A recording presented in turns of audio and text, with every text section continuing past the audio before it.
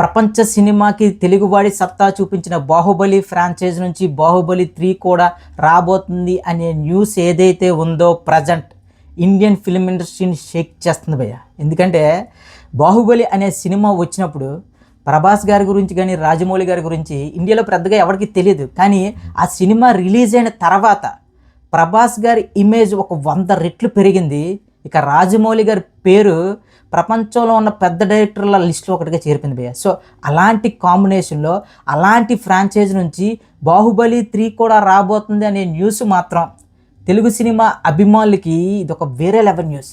సినిమాలు ఎన్ని వచ్చినా సరే బాహుబలితోనే ఇప్పటికీ కంపేర్ చేసుకుంటున్నారు. ఎంత పెద్ద సినిమా వచ్చినా సరే, ఎంత పెద్ద కలెక్షన్లు కొట్టినా సరే, ఇప్పటికీ బాహుబలి సినిమా కలెక్షన్లతోనే మనం కంపేర్ చేస్తున్నాం అంటే బాహుబలి క్రియేట్ చేసిన ఇంపాక్ట్ ఏ రేంజ్దో మనం ఊహించుకోగలం. సో అలాంటి బాహుబలి సినిమా ఇప్పుడు పాన్ ఇండియా లెవెల్లో గ్లోబల్ స్టార్డమ్ని ఎంజాయ్ చేస్తున్న ప్రభాస్ గారి క్రేజ్, అదేవిధంగా ప్రపంచవ్యాప్తంగా గుర్తింపు తెచ్చుకున్న దర్శకుడైన రాజమౌళి గారు, వీళ్ళిద్దరు కాంబినేషన్లో మళ్ళీ బాహుబలి 3 వస్తే అది ఎన్ని వేల కోట్లు కొడుతుంది, అసలు ఆ సినిమా బడ్జెట్ ఏంటి, అది ఎంత పెద్ద స్పాన్లో ఉండబోతుంది అనే విషయాలపై ఒక పూర్తి వీడియో చేశాను భయ్య. లింక్ మీద క్లిక్ చేసి చూసేయండి.